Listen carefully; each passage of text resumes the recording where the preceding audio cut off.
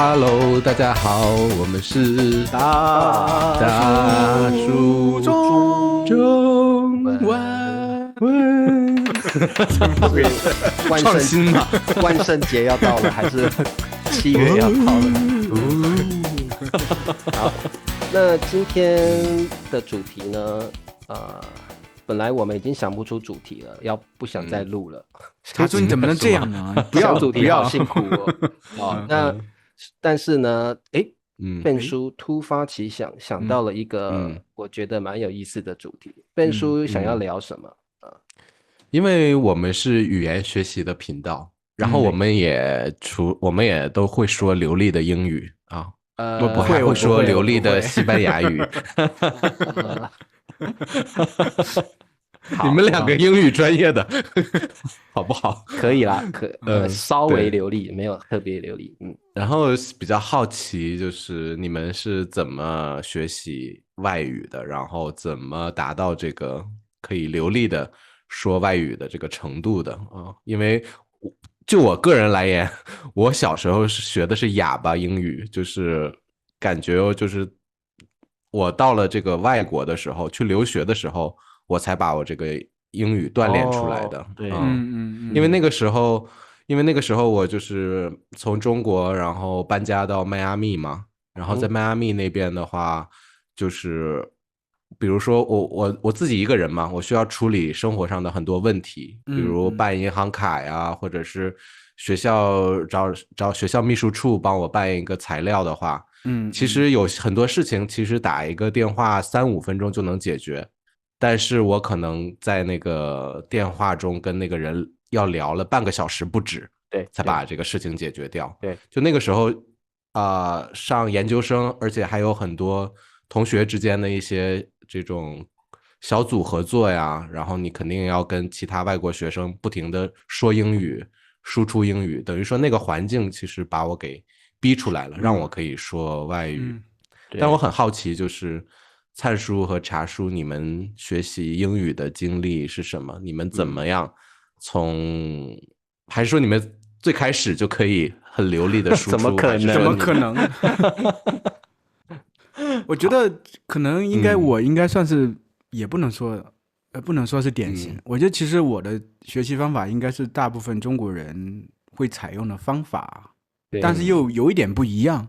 我不能说我很流利，但是我觉得其实我的水平其实没有达到在实战上特别的流利的一个状态，因为没有那个环境。其实我觉得语言学到最后还是要用，但是说实话，在中国的话，其实没有那么多机会去用英语。你当然去表达一些事情，或者路上碰到一些人的时候，你要说什么还是能说得清楚的。我是觉得大部分情况而言，对我而言，语言学习其实我更把这个语言当做一个我很喜欢的东西。这一点是有点不一样。就是我在小学学的时候，就是我们小学没有英语啊，我们小学没有英语，我们是一个小地方。真的吗？真的啊，我们小学英语都没有这不是必修课吗？没有，那个时候我们可能差了几岁。对，以前是没有的。以前没有。真的吗？Ben叔好年轻我这么年轻啊！Ben叔好年轻哦。我怎么对啊，我小学开始学英语啊，没有。幼儿园就有吗？没有，我们那个时候是从幼儿园就有了，是从学对不对？从初中开始的，初中开始，就初中真正开始，就为了考试对吧？对，初中的时候，我觉得其实也没有说特别有什么，就是跟着课本去学习嘛，老师让你怎么样就怎么样。我印象特别深刻，就是当时有一个词语叫 congratulations 这个词语，我死活记不住，太长了，这是什么玩意的词语？对。你在数吗？你还算吗？我在数几个音节，不用算 ，congrats 就可以了。对，那个时候我记得一开始我们中国的孩子，其实一开始没有接触过英语的时候，这个发音是用中文去写在上面的，对吧？对，然后帮助自己记忆。你写就是肯格不是这样的吗？而且会有，我觉得中文的话，一开始的话有很浓的口音嘛。My name is 李雷 ，Nice to meet you，Nice to meet you。我忘了什么，反正是这个样子。其实没有特别特殊的地方，但是其实到高中之后，我这个人很叛逆，我觉得我的学习方式就和别人不一样了。那个时候我上课就不听了，我觉得老师上的是什么东西，就是太简单吗？最主要不是我对课本里的东西已经失去了兴趣，就我觉得课本那个很死记硬背，让你去不断的去做题目。然后去讲，甚至有一些精读的东西，不断的去讲一些语法点，是我非常讨厌的东西。对，好像课本里的对话完全没有任何记忆点了，就是没有任何记忆点，就是很无聊的，好像对，他就是深深的把一个人对语言的这个热情都给你能完全消磨掉，是这个样子。所以我本来就是在高中的时候已经开始不认真学习了。就是高中我是这样学英语的，首先我那个时候已经喜欢看书了，我就找了一本英文的小说去看，比如说什么 Dickens 啊 Charles Dickens 那种小说，当然其实那个英语是比较古典的英语，和后面的这个日常的英语还是不一样的，但是你会学到一些比较好的表达方式，以及一些很高深的词汇，这个词汇在日常生活中可能用不着，但是考试的时候会让你有很大的优势，你就算上课不听，但是你掌握的词汇量比同学们都是高很多的，这是一点。另外一点就是那个时候我很喜欢，就是已经开始，我很喜欢看电影。那个时候家里有一个 DVD 的话，其实能买来其实很便宜，盗版的一个碟片可能9块钱、10块钱。DVD 有一个好处，它就是有字幕的，它是有字幕，有英文的字幕的，所以就是跟着这个英文字幕就看了很多电影。然后你不自觉就会输入很多东西，你就会，而且吸收到的很多东西都是那种比较地道的日常会说的表达方式，所以在高中的时候，我水平就比较高，而且那个时候还买过这种磁带就是我也是喜欢那个电影的原声的这个里面有台词，比如说狮子王 Lion King 啊，什么 Godfather 之类的，就听了反复的去听多了，他有些表达方式自然而然你就知道了，你就知道该怎么说，然后就学来了。其实这个导致了我后面认为自己英语很好，所以大学选的是英语，大学学的是英语专业，不是因为我多么喜欢这个语言，我是觉得可能英语比较好。其实我真正喜欢的是中文，但是我觉得中文系没什么出息，学来没什么用，所以就学了英语。而且那个时候认为英语系学出来之后前景比较广阔。对。但是我发现大学毕业之后好像没什么用，就是。但是，对我有一个好奇的点啊，感觉就是因为我刚好跟你反过来，我是那时候看美剧，比如越狱啊什么的，感觉啊这个听这个英语很好听，然后剧情那么有意思，然后我才对学习英语感兴趣。你好像自己。就是本身就是突然就很有内在动力去看这个外国的小说，然后看外国的电影。对，你是怎么一开始就在老师讲的那么无聊的情况下，你哪里来的对英语的这种最初始的兴趣？对，我的初始兴趣就是我喜欢看书嘛，我喜欢看书，其实就会因为你看了一些小说之后，你自然而然就有想法，它最早是原版是怎么样的？因为你学了一点点英语，你就会自然而然想，那本来应该是怎么写的，人家怎么写的，你就会很好奇。然后这个时候一对比，就是学校里怎么这么无聊，你就更不想看了。那可是原版的书，特别是文学的这种，一上来就是肯定好多词都不认识，很那种晦涩难懂的。你也可以就是硬啃嘛。对，其实不需要全部懂，很有动力。对，其实这个东西就是因为。很聪明啊！等一下，这解释不清楚了，是吧？解释不清楚，我很聪明，我聪明，解决了一切。其实我觉得可能是真的比较，我是觉得故事这种类型的东西比较容易吸引人。首先看书它其实是一部分，就像你说还是比较难的，你要一直不断的去看，还要查字典啊，你就不可能每个都查的，那太累了。其实我觉得看书是一部分，看书它其实给你打的是一个框架的东西。更多还是因为那个时候突然家里有了 DVD， 成天去看碟片，看外国的这个电影啊什么的。就像你说什么 Prison Break 那个，其实是大学的时候我们这一代人都会看，还有 Friends 都会看。接触的第一个对美剧，第一个美剧就是那个。所以其实大同小异。真正其实学到那个程度，基本上都是后面就是以口语为主的话，其实肯定是看美剧啊，看这种 Friends 这种比较多。像我老婆的英语纯粹都是看美剧看来的，就后面她甚至去出国去给单翻译，她的基础全部是美剧打下的基础，就上学也不好好上。因为其实说实话，真正到那个情境下，你需要用的时候，你发现其实很多书上学来的东西是没有用的，反倒是日常的东西有点用，再加上一些专业的东西，你就够了，所以也不需要学那么多。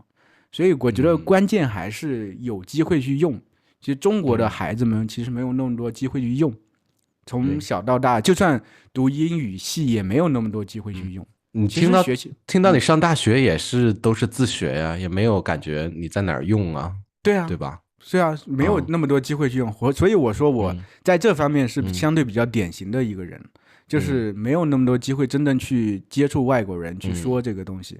我觉得我真正开始用英语用的比较多是当中文老师之后，有些学生的中文太差了，我不得不用英语和他们解释的时候，我就需要用英语了。这个对我而言反倒用的还比较多一点。其实我在日常生活中用不到。还有另外一个就是我儿子，他其实也学英语，他是纯自学的，他是纯自学，从小会听很多动画片，后来看 YouTube 之类。他那个可能因为孩子可能对语言比较敏感，有一段时间比较敏感，你输入足够多之后，他就自然而然会说了，然后他就需要有一个人和他说，玩的时候去说，那自然而然的就其实也在一定程度上会练一练。但我对自己英语我的评价并不是很高啊。所以需要你们来说一说吧，我的这一趴结束。我想好奇这个台湾的台湾跟大孩子们陆学英文的方式根本上是差不多的了，就是老师喂什么我们就吃什么，就是老师教什么单向的，对，然后我们就是填鸭式教学。那在我那个年代也是初中才开始学中文。学英文，对，你晚了初中才开始学中文，所以基本上我们的教育状况跟大陆差不多，都是很无聊、很呆板、很填鸭式的教学方式。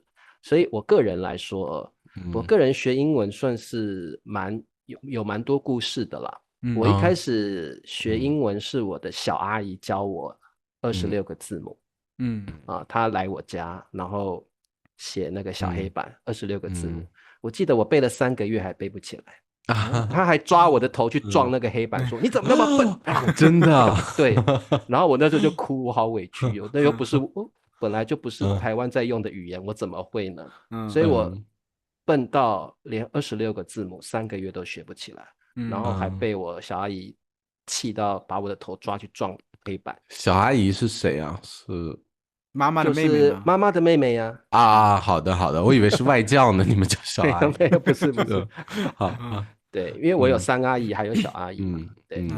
那后来到了初中，真的开始学英文的时候，我的在校成绩非常烂，我的英文成绩都是20几分、30几分，非常烂。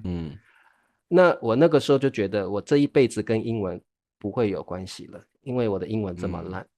那后来我哥他在家里都会找一些英文老歌放来听，我记得那时候每天这样他听，每天传到我耳朵里都是英文歌，久而久之我就会唱了。我记得他就是那个马丹娜的，是吗？那么潮啊？Papa Don't Bleach， 就是爸爸别说教。Papa Don't Bleach， 没有。然后没有那什么 See you， 那个那算第2期，很老吗？再来那个时候很早，那第2期了吗？还有AHA的 Take on Me，Take on Me 的那个时候，我听了就觉得，其实听久了还觉得蛮好听的，慢慢就觉得，英文也蛮有趣的，对，所以我英文的启蒙算是英文歌。后来慢慢第2期是我自己去找的歌，就是 Nothing Gonna Change My Love for You。还有什么 Because I Love You， 那个时期很红的歌，对，然后我就很喜欢那些英文歌。然后我刚刚说我初中的英文不好嘛，其实一直都很不好，一直到我初2的时候认识一位英文老师，他就是很喜欢找我起来讲英文那我为什么他很喜欢找你起来？为什么不找别人？他觉得我有天赋。为什么我这样说呢？因为那个时候初2一开始有办一个英文歌唱比赛我自告奋勇去参加了，然后我唱了一首 Sinéad O'Connell 的歌，对，就是什么 Nothing， 我有点现在真的很久，我忘记了，我可能要找一下，就是那首歌很难唱，但是我那时候就那是全班的啦，全班的英文歌唱比赛，我一唱那歌很难唱，但是我诠释的还不错。但是我觉得唱英文就是有一种自己觉得很爽，然后下面的人也会觉得好厉害的那种。对，然后那个时候我唱完，我记得全班是给我很大的掌声，然后我就那种成就感油然而生。我就觉得我的英文也不差，我有潜力。然后之后那个英文老师也觉得我可以去培养这个人，我可以让这个人对英文感兴趣的，所以之后不管有什么讲英文的机会，他都会叫我起来。我记得就是我们有个翻字典比赛，就翻到一个字，老师就是叫我们去努力的把那个字发音发出来，他就写了 prejudice 偏见那个字，然后说李超老师起来，你告诉我这个字怎么念。我就因为那个时候大家对那个 KK 音标不是很熟悉，所以我们那时候都有点怕，但是我就很勇敢的说prejudice， 他说很厉害，很厉害然后我就觉得哇，这个老师也太会鼓励人了吧，还是我的英文真的不错，我就会有这种幻觉，然后慢慢我的初二初三的这个英文就慢慢变好了，对，到了高中就更可怕了，就是我开始找更多的英文歌，因为我对唱歌很有兴趣，然后到了高中我还迷上了歌剧，就是悲惨世界、猫还有歌剧魅影，我们这边叫音乐，我们这边叫音乐剧，对，音乐剧，然后我就开始练，然后里面很多单字嘛，对不对？所以就是我就真的英文越来越好。你要唱啊，唱那个音乐剧的对啊，我就是部分自己跟唱，然后自己觉得不会，你会觉得好有趣哦，哇！唱到高音唱到哪里，我可以跟他一样唱的那么好。这个明年的那个节目预定啊，大叔，新年节目预定，我很喜欢，真的很喜欢。我想听。我高中的时候真的很喜欢唱歌剧，我都一个人默默的到操场去自己唱，然后看里面的英文，自己慢慢找，可能那个一首歌好多单字，我就慢慢查，然后所以我就对英文越来越有兴趣，甚至我在高一的时候。我记得我们上理化课，就是物理化学课，我对数学啦、物理化学一点兴趣都没有。老师在上面讲课，我在下面翻英文杂志我在看英文，我在读英文。然后我那时候就开始喜欢上英文，然后就是很有趣啦。高一的英文老师看到我这样子，觉得要怎么鼓励这个小孩子呢？就是把他抓起来当英文小老师你们那边不晓得叫什么？英文课代表。对，课代表，那就是帮老师发作业，然后有什么英文的活动你要负责组织，然后怎么样的，然后同学们有什么英文问题你都可以去帮他解决。那如果你要帮学生解决英文问题，有一个重要的关键，你的英文要非常 perfect，要很好。对，所以我必须告诉自己，如果我要当一个够格的英文老师、英文小老师，我一定要把英文给学好。所以我那个时候开始硬啃英文的所有版本的参考书，我都写，然后查，写英文杂志，每一个版本都买、查、读。然后歌剧是我自己的兴趣，还有很多英文歌唱学，所以那时候就开始广泛的去读这些材料，所以我到了高二，我的英文是非常非常厉害了。然后每一次有演讲比赛、作文比赛，老师都叫我去，对，然后都有得到名次，然后我自己就也很有成就感。真的，我记得那个时候高三准备要大学联考了，我的早自习是很夸张的，我的座位在这里，这里有一排人往后排，等着问我问题。因为可能过了5分钟、10分钟要考试了，很多学生就是开始问我问题这个为什么，这个语法为什么是这样子解释。我那个时候因为这样子同学们的锻炼之后，我开始能够很快的抓到一个题目的语法点，很快的用很简单的方式解释出这个答案为什么是这样子。所以同学们也在训练我，老师也在训练我，我就很快的，我不但有兴趣，我也有成就感。所以我到了高中、大学联考，我的英文都是顶标，对，然后也常常参加比赛。那自然而然的，我大学当然就是选英文系，对。哇，所以这所以好老师不是，就是我就觉得这个一个好老师真的可以改变一个人，就是初中的那个英文初二的那个英文老师的确是非常非常知道说这个人是一定可以的，虽然他在校成绩不是最好的，但是他对英文的兴趣绝对可以超越可能同年级的同学，对，所以真的。我那个时候也觉得这个老师这样告诉我，我也觉得我可以。再加上我觉得真的，你学一个语言，如果你对他的歌曲有兴趣，真的帮助很大。我个人真的觉得，因为学了英文歌曲，然后我喜欢那个旋律，然后也喜欢里面的意思，有些意思是爱情啊，像那个 Right Here Waiting 那个时候多红啊，所以这些英文歌我都觉得哇，我很喜欢学啊，那个。像我叫 Richard， 因为我最喜欢的歌手也叫 Richard，所以那个 Richard Marx，对不对啊？就是我就觉得说我那个时候喜欢英文歌，喜欢到有点走火入魔，慢慢进阶到这个那个歌剧，然后接下来像你们讲的那些影集我也都看过，对，所以就是也是这样子慢慢过来的。那一直到大学，我的英文一直维持在很好的水平。大学我的英文是我都维持在大一啦，我都有拿到奖学金的，我在全班是第1名，有拿到奖学金的。我最厉害的记录是语言学这门课，很夸张，因为我大学很喜欢翘课，所以语言学这堂课我只有去过3堂，但是我是以最高分，这个科目我是最高分。是个怪兽吗？就是我只去了期中考的前一天听一听，期中考那一次考试我就是拿全班最高分，96分。后来我觉得怎么那么简单，语言学那么简单，我就不去上课了。期末考我还是拿全班最高分。然后所有同学都说你这个败类，你这个怪胎，怎么那么厉害？然后我就觉得，我好像真的蛮厉害的。那你真的也是发自内心语言有天赋，我真的发自内心很喜欢，所以我之后的工作也都是跟英文有关系的。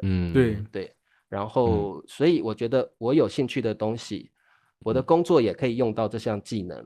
那我真的觉得，我那个时候一直觉得我是最幸福的人，因为很多人学的专业跟他之后的工作一点关系都没有。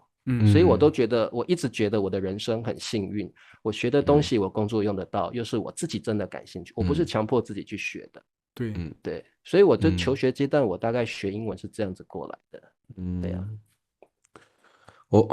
那我说说我吧，我就听茶树故事想到我的老师了啊。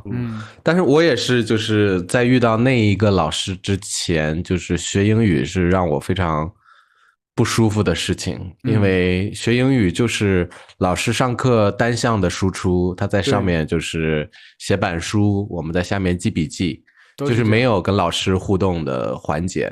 唯一我们说的话就是大家一起集体念课文，一句一句念，或者老师念一句，我们跟读一句啊。然后那个课文也很无聊。然后就是每天就是英语的作业，就是老师会发一张报纸，那个报纸叫英语周报，上面就是有每一天的作业，就是有这个可能100多道选择题，你就自己做吧，就是刷题啊。这是什么时候？还有这是那个初中高中的时候，初中高中都是这样哈。英语周报还有一本书叫什么来着？叫什么数字的，我忘了。叫什么58呀，还是叫什么？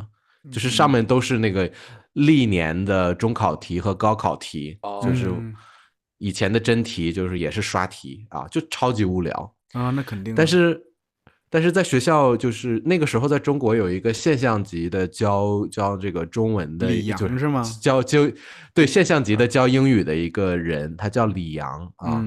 李阳他他是一个很自恋、很自负的一个人。他包括他后期还有什么那个家暴的事情。但是因为他是很这种自负的一个人，所以他创造了一个非常非常的就是独特的学习英语的方法，然后他还起名叫疯狂英语。对，然后他就是觉得中国人太害羞了，太要面子了，就是不敢这个就是用英语表达自己，所以他就是在学英语的时候，他会去这个就是公共的场所，比如公园里边啊，旁边有行人的地方，然后就举起书，然后大声的读，就是不在乎别人的目光，他就是用吼的咆哮式的方式来念这个英语，来学英语，背英语单词啊。然后他办了一个老师的训练营，所以我的老师就是其实来自一个很小的地方嘛，他就去北京就专门跟这个培训了李阳去学习这个疯狂英语教学法。他回来之后，就是我们全班同学，就是他自己先爬到那个讲桌上面然后他的头都已经就是顶接近天花板了，对。然后他举着这个教材，然后咆哮式的在班级里边那个念英语，然后我们大家就跟着他一起就是站到椅子上，他就让我们都站到椅子上，站到桌子上，大家就读出来、念出来、喊出来。然后其实那就有一点那种邪教的感觉吧，就大家太打鸡血了，就大家都觉得好玩啊，就是学英语突然就不一样了，就觉得可以把英语玩起来啊。然后那个老师也是特别鼓励我们，也像茶叔说这个唱歌比赛，就是当时那个老师也鼓励我去，就是有校园的那种表演嘛。然后我当时也是准备那个英文歌，然后上去唱啊，好像唱跑调了吧，但是觉得在那么多人面前，就是用英文唱歌就挺装逼的事情，就还挺很洋气满足自己的，对啊，满足自己那个虚荣感的啊。然后那个老师其实对我帮助很大，就是感觉，就是觉得英语其实不是一个无聊的事情啊。对。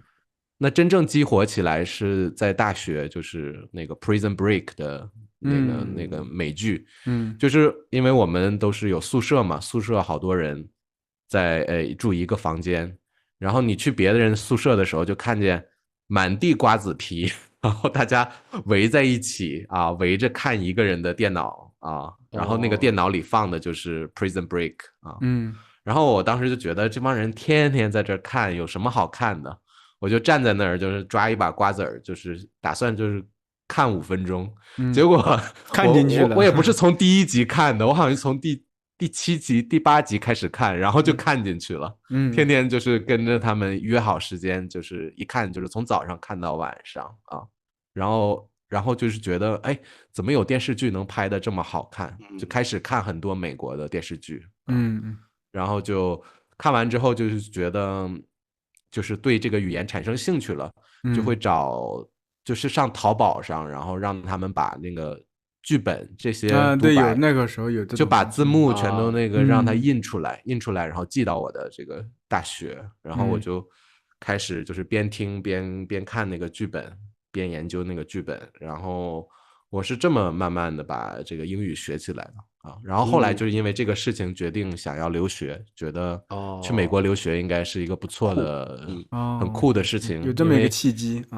对啊，可以觉得就是我看美剧那些故事就已经熟悉了美国的很多那个大城市的场景啊，觉得我想去那边看一看，然后去旅游玩一玩，然后就我觉得就是一步搭着一步，然后就慢慢的就是过来了啊，然后到美国之后就把我说话的这个部分就激活了。像我刚才说的，因为我学的是国际商务嘛，然后每一门课就是都要做这种英语的演讲，可能要做这个好多次，然后演讲之前你还要跟你的其他的组员开会来决定这个你讲的内容，你们要聊一聊怎么来安排这个演讲啊，所以就是还有生活中你买东西啊，你要就是做一些事情的话，你必须要用英语，所以就有这个环境把我逼出来了啊。其实我觉得像现在学生学中文遇到最大的问题就是他没有说的环境。对啊，对，我觉得我们在学习英文的时候也是一样，就是我们没有一个说的环境，所以很多学生他必须要想办法解决这个口语的问题啊。我其实口语的时候是在大学的时候被激活的，因为大学像我们也要分组，然后大家知道我最爱讲话，然后最喜欢就是我很喜欢课后找外国人聊天，因为我们的那些教授都是外国人，所以我就会下课后大家就赶快去买东西吃啦，去玩了。但是我那个时候要求自己说，我每一堂只要有老外的课后我一定要问他3个问题，我是这样子我这样子强迫自己，就是找机会去练习。那再来就是我们有口说课，我也告诉自己我一定要多说一点话，不然我们遇到外国人的机会不多。但是真正的激活我觉得是在工作的时候，因为我曾经在出版社工作过，然后我们做的材料是高中的学生读的教科书，英文教科书，所以那个时候我们编辑部的那个主任就是那个葛小姐，对，葛小姐出名了。葛小姐她知道我可以问外国人问题，所以她把所有的编辑的材料都给我，那个就是有问题的她会做一个记号，都叫我去问，所以我就会拿着一个一个的英文问题去找我们公司的那个老外去问，所以慢慢这个也让我变得很大胆。然后甚至我跟那个老外同电梯，我们就已经很熟悉了，我都会跟他聊天，然后偶尔请他吃冰淇淋那所以我就记得一个笑话，就是我请他吃冰淇淋的时候，我就问他 how many balls， 他就一直在笑，他说他听成了多少睾丸，不是说多少 scoop 对，可是我那个时候不会，我用 balls，他说我是女生，我没有睾丸。那个就真的吗？这个他应该能理解吧？这个语境可以，可是他就会觉得很好笑，但是会他就觉得很好笑啊。对啊，对我是女，而且她是女生啊，所以我就闹这个笑话，他就觉得你很爱搞笑这样。然后就是很有趣。后来就是你说这几年我其实一直想要把自己的口语练起来，所以我的方法是我那个时候还没有做 YouTube 频道，所以我那个时候是在脸书开始，我找了很多外国人，然后我们每天晚上都找一个英文主题，我们就开始聊那个主题。这个主题可能是婚姻，可能是信仰、宗教，或无神论，就是那种很难很抽象的主题。每天晚上我们就抓一个主题，我们就用英文去聊天。对，我那个时候记得我是很努力的想把自己的口说练起来。对，而且那个时候真的口语还蛮好的啦。但是这几年真的教中文已经很久没有练习了，真的退步蛮多的。但是我觉得口语这种东西真的是你要自己去找环境，而且一定要用，你不用真的慢慢说话的这个技能是会退化的。会退化。不要说英语了，你方言都不用都不会说了。我现在方言都说不溜了，我跟你说。回去被爸爸妈妈笑说：“你的浙江话。”有时候想半天这应该怎么说，然后说话也是断断续续的，因为都用普通话了，语言就是不用用进废退嘛，就是这样的。对，真的。我都被别人批评说我说话像在台湾腔啊，就台湾的方式啊。为什么为什么我怎么听不出来？不是啊，就是可能表达的时候就会说我们看要不要就是可能会过于礼貌了啊。你是被哪些人说有这种方式？被谁影响了？被你的朋友靳老师啊，被靳老师说。靳老师也不是台湾人啊。就对啊，但是我跟他是，比如说我想要想要跟他定一个时间的话，或者是定一个让他有一个什么需求的话，我可能会说的过于的礼貌啊。我说你看我们有没有必要去做一个什么什么什么？但其实可以更直接一点的。但是你做人的方式和台湾腔有屁关系？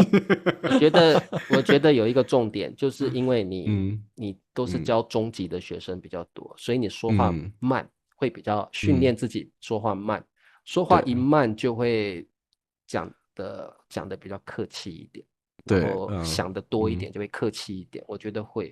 有时候我讲慢的时候，真的也会觉得自己，怎么说话这么客气啊？这不像我平常说话的方式。你平常是机关枪，还有我还总说什么蛮好的，蛮不错的。我用蛮的那个，我用蛮用的太多了。那个就是比较南方在用。南方上海人蛮好的嘞，就是对啊，就是台湾也很爱用蛮这个词。对，所以我就用蛮用的比别的词多，这是典型的一个南方人的说话方式，确实是。对，好，所以这个我觉得各位同学学习中文啊，可能你们的过程也像我们这样子，一开始是 HSK 教科书，无聊死了。那我觉得你一定要为自己找一条活路。活路是什么呢？就是一定要找出自己有兴趣的地方，不管是歌曲、阅读还是谈恋爱都是不错的方式。当然，你能够找到一个同好，那当然更好。所以我觉得学习语言真的就像人生一样，学得好学不好，当然7分靠自己了，3分要靠运气那有些机会是可以自己创造的像很多现在在油管上有很多非常有价值的频道，大家可以好好的利用比如说大树中文，对不对？对，你们不接话吗？还有就是这个，好，那我也接话吧，就插广告的时间吗？那我也插一个还有就是，我觉得有些老师的课真的教得很好，就是这次我们聊天就是聊到了老师的力量，对吧？就是找老师，为什么找老师呢？就是找一个能够定制化你课程的一个老师，对吧？有这种老师吗？有，就是这个老师需要能让你保持对学习中文的兴趣，对吧？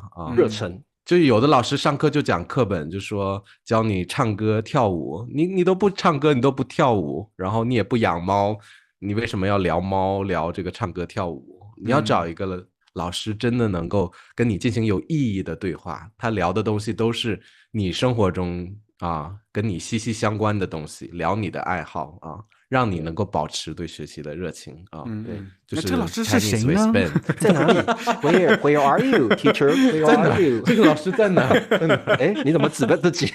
好不要脸的指着自己。灿叔有广告吗？灿叔的广告和笨叔一模一样啊！我也是定制化的课程啊。好，那就是我帮你打完了，那就是其实学语言有时候也是需要导师，心灵导师来。我觉得学语言不只是一个工具，它也是可以深入你内心的一个方式。对，所以真正的好老师是可以深入到你的内心去引导你，你为什么喜欢它，你为什么要学习它那在座2位老师都有这样的能力，ability 有这样的能力可以帮助你。那还有比如说真的对中国文化特别感兴趣的，中国历史特别感兴趣的，中国的政治特别感兴趣的就这个就是最合适的。这个没有分寸，好不要脸啊你们！我们做事要有点分寸，好不好？什么都可以聊的，敏感话题都可以聊的，没有任何敏感的界限如果大家想要聊一些这个生活的点滴啦、人生话题也可以找我啦我就是如果小班课啦什么的，也可以找我聊一聊。你们也知道嘛，茶叔很喜欢聊天嘛，所以你喜欢我的方式的，也可以找我啦，也可以啦。不要让2位喜欢小班课的专美一些嘛。小班课我现在比较接小班课，对，我觉得比较有趣。好，那广告也打完了经验也分享了那希望各位同学呢喜欢我们今天的这个推课的节目不是推课的不是我们在聊的是学英文的经历对呀对。那各位同学也可以分享一下你学中文或你可能也是学英文的这个他是你的第2外语的同学你可以在底下留言告诉我们你是怎么学英文或怎么学中文的那需要有心灵导师引导的请找我们我们都是最佳人选任何一个都可以。对啊，希望你们不要让我们失望啊。什么东西啊？什么东西？这句话是什么意思？所以这个今天的播客有一点奇怪，有点诡异啊。好，那我们就在这个诡异又奇怪的气氛中结束了今天的播客，我们下一期再见喽，拜拜，拜拜，拜拜。